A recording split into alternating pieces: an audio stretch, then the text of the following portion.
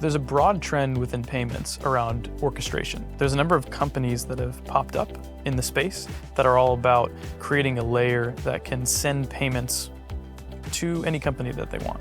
Similarly, there's a trend within the top e-commerce companies in the world, which we would call a reverse API, which is basically the same thing, except they create it themselves. So they create an external facing API, which allows payment companies and fintechs to integrate into them.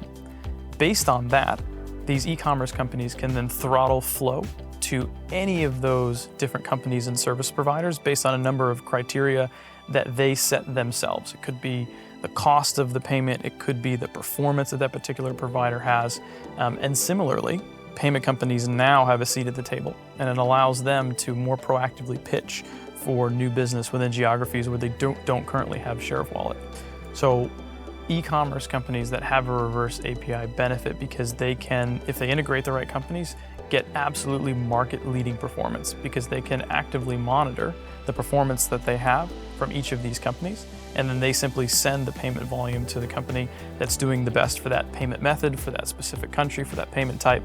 There really is an endless amount of possibility for these companies. It just depends on how much time and effort they want their engineers to focus on this particular task.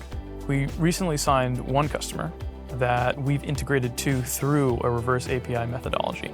And because we've now greased the groove, so to speak, with our own engineering team around that particular integration type, we're actively hunting in the market for new customers that have it. And really, it's the top 10 companies in the world that have created this capability. So it's a small pond, but it's a big pitch.